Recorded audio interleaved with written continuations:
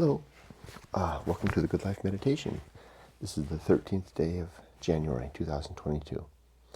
I do this every day to remind myself of my life's objectives and principles, to think about how I did applying these yesterday, and to plan for the coming day. So let's begin.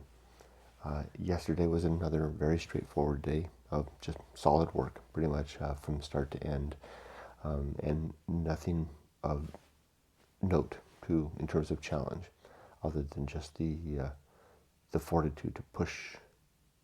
Well, that's not really true.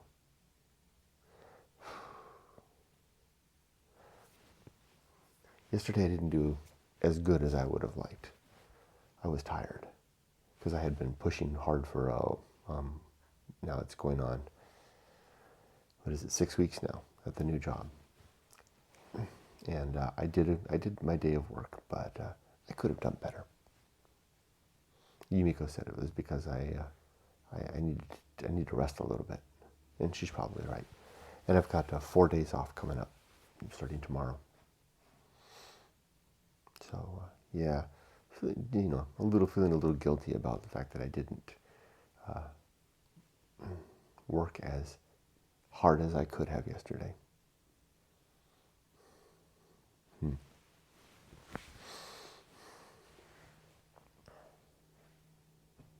Why is that, I wonder? Where did this over-the-top desire to always be producing come from? Don't get me wrong. I mean, I'm glad I have it. I'm glad I'm that way rather than not. The world's a tough and competitive place, and I keep trying to finagle this into a compliment, from a self-compliment.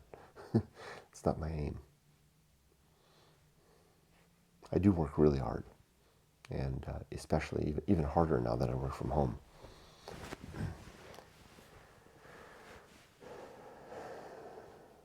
Harder than I probably should or even need to.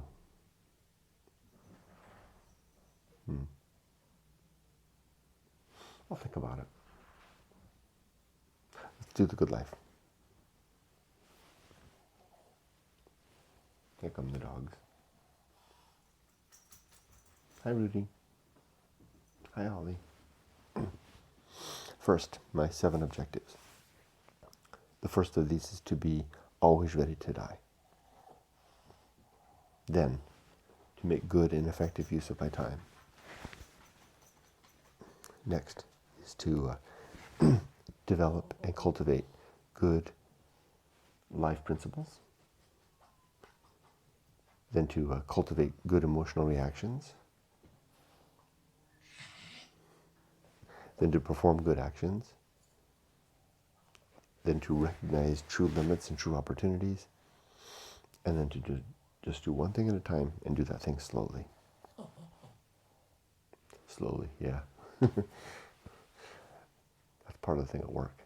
I just go, go, go. Okay, 30 principles.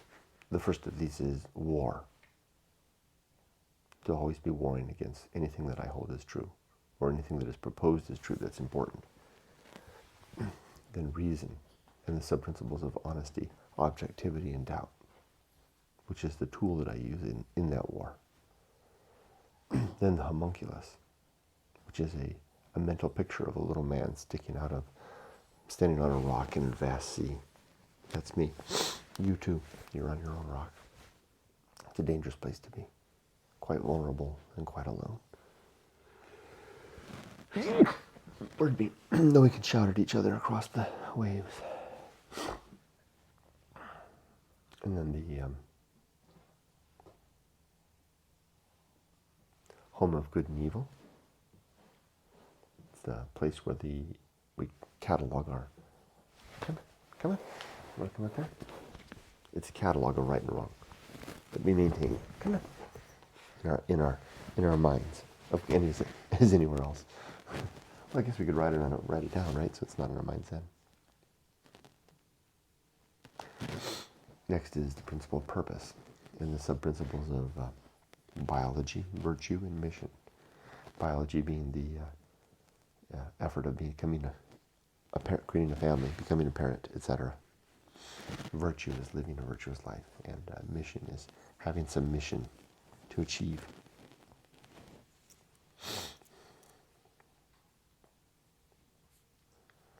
Next is the atomic principle, the idea of everything is bits and pieces and falling to pieces. Next is the principle of nature. Everything has some particular nature, and it's good to recognize what that is. And then maturity. No, the pirate ride. Free will seems to be an illusion. And then maturity, and the sub-principles of wisdom and fortitude. We are mature when we are wise in remembering our successes and failures, and then we have the strength, the fortitude to avoid the mistakes and build upon the successes. Maturity is next. No, I just did that. The social principle. We humans need each other, and we need our little guys too, our doggies and our kitties. Hi, Ollie. And then the public speaking is next. The idea of using just a few words and using them carefully and slowly. After public speaking comes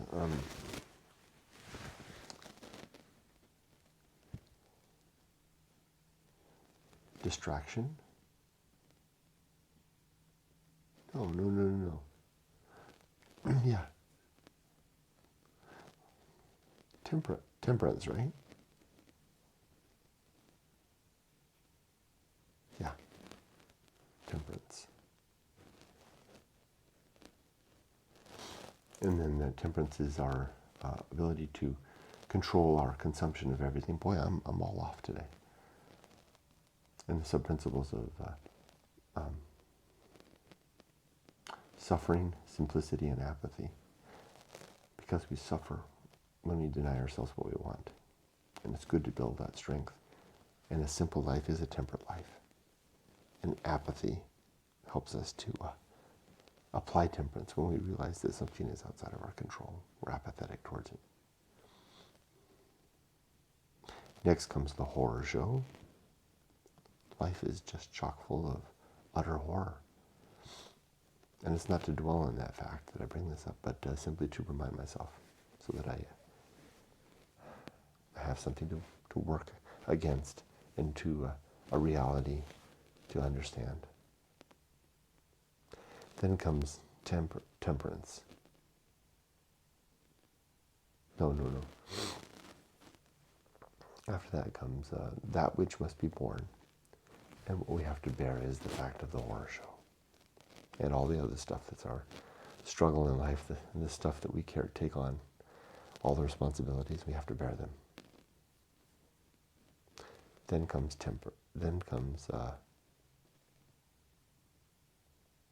the Feast of Offal, which is all the waste and byproduct of our intemperate living when we get upset. And we upset others in the process, and they upset us. That's why it's a feast. Distraction is next. We distract ourselves.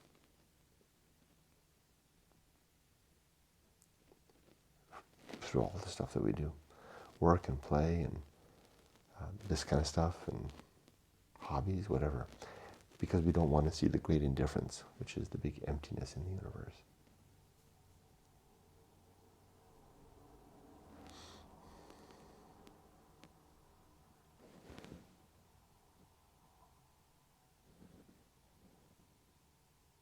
Boy, my mind's just not on it today.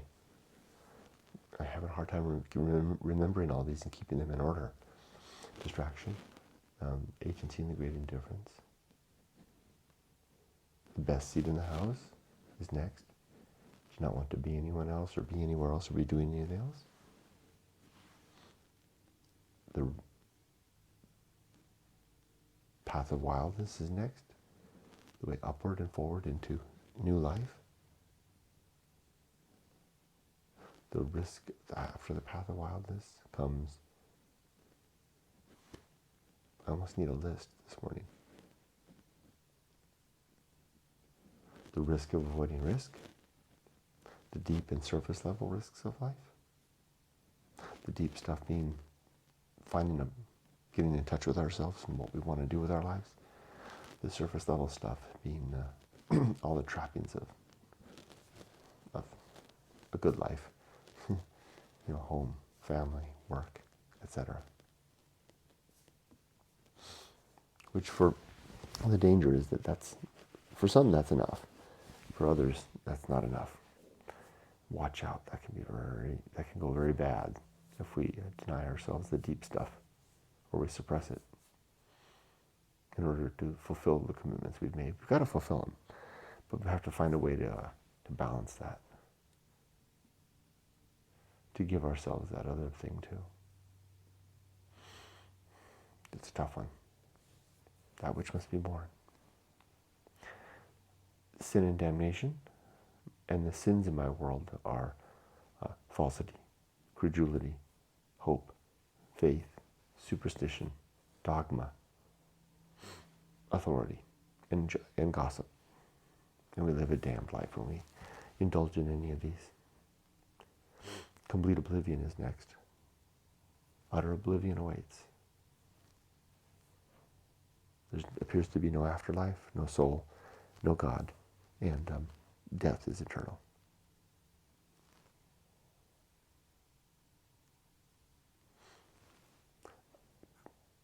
The great life adventure is next. Seeking out some opportunity and venue to really make something of life that will be our story, form the foundation and nucleus of our identity later in life. Best achieved it when we're young. The season of philosophy is a time to record what we've learned along the way, to set it down.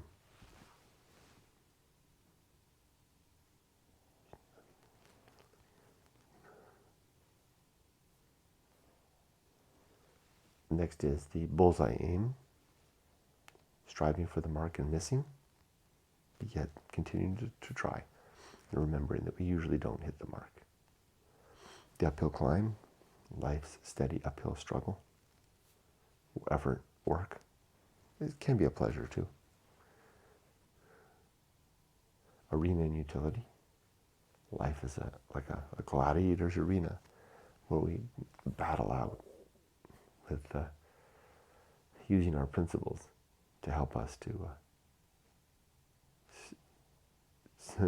stay alive and fight another day. That works. I think that's good.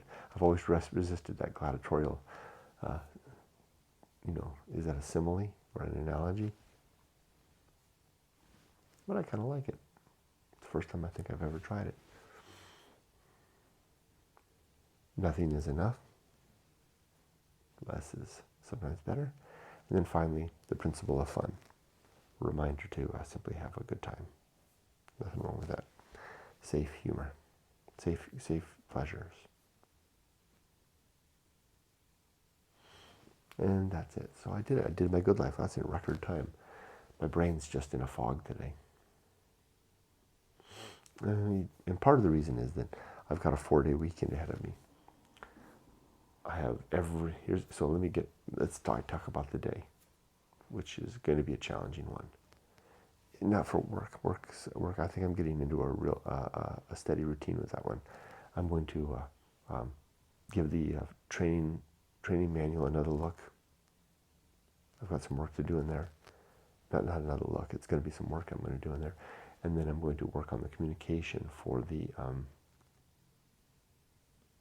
I got a couple of things to do. Work on the communication that's going to go out in 2 weeks, and then also think about the audiences. So I'll be working on those. But tonight is a perfect night to go to Siberia. The weather's going to be mild, It'll be winter, but it'll be cold, but it'll be mild. Bike's ready to go, all packed up, charged up.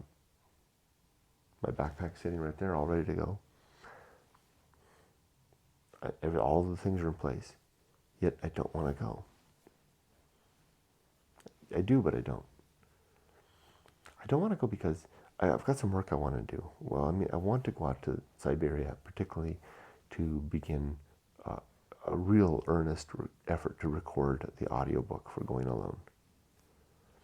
I think the book is really done. And I've got a fresh copy of it packed in the bag. Camera's all charged up.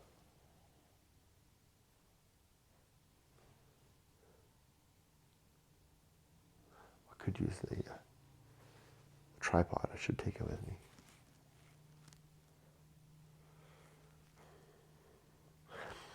Remember that a few days back, I was talking about the black pill?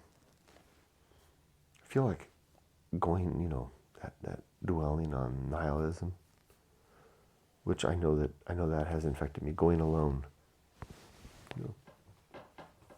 doing what I did that resulted in this book,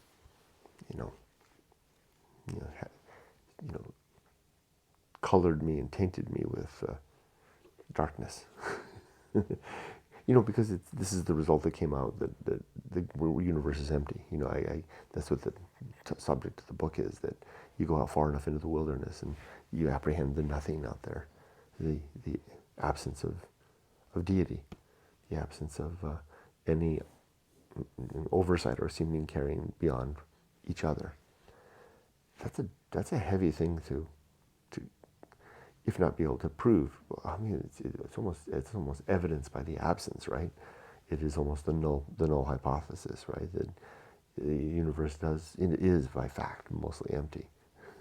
There's no evidence of any intervening great spirit floating in the heavens, and suggestions that it's beyond space and time are like fantasy, unless you can't do anything with that, right? And there's no reason to think otherwise. And all the evidence suggests that it's just a human concoction. Every civilization comes up with its own concoction, and they are contradictory and to one another and within themselves. The one thing that does ring true is that the universe appears hollow of agency, of consciousness, other than one another, our pets, all the life on Earth.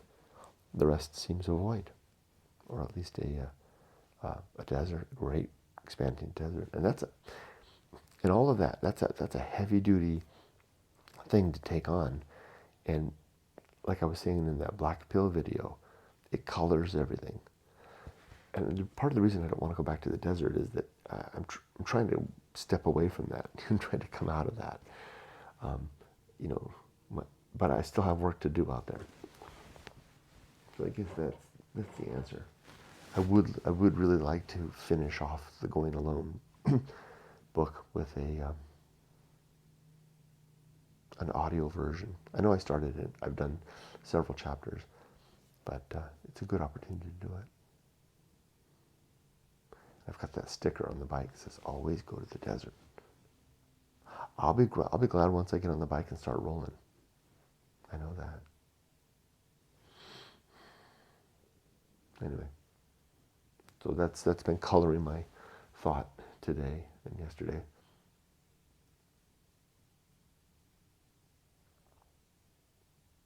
Also thinking about a friend who's in the hospital. I'm going through a procedure today.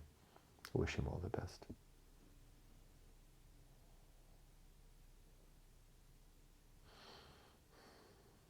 So, egg on. Rooting for you. All right, that's it. Take care, everybody. Be safe, but not too safe.